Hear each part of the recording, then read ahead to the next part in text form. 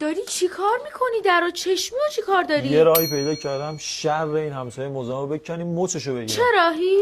یه دونه از این چشمیای هوشمند گرفتم. خب. بس میشه روی در. هر کسی جلو درمون حرکت کنه به گوشیمون پیام میده و میتونیم تصویرشو ببینیم و فیلمشو ضبط کنیم. اینا رو ولش کن، مگه خودت میتونی نصبش کنی؟ آره بابا. چی شد؟ نصب کرد. قبلیه رو باز میکنی این خب. جدیده رو کابلشو رد میکنی. خیلی ساده است نصبشو میذاری سر جاش ببین همین سادگی میره. پشتش هم یه دونه پایه داره. خب کابل رو تو پایه رد میکنی. خیلی راحت نصبش.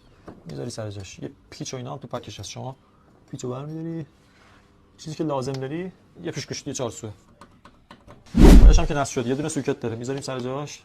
خب خودش هم که میره رو پایه چفت میشه به همین سادگی. حالا وایسا تمام نشده اینجا رو داشته باش. عمل کردش نگاه چه باحاله.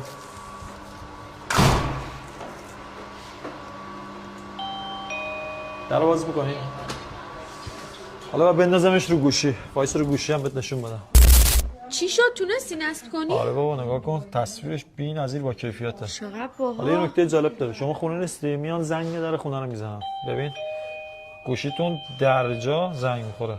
همون لحظه میتونید ببینید کیه میتونید مکالمه دو طرفه کنید. 231 231 صدای محیط رو میتونید بشنوید. 231 231 هر چیزی جلو در حرکت کنه به گوشیتون پیام میده، زنگو بزنن پیام میده، عکس میگیره، فیلم میگیره. خیلی چیز خفنیه. جهت دریافت قیمتش هم کلمه چشمی رو برامون کامنت کنید.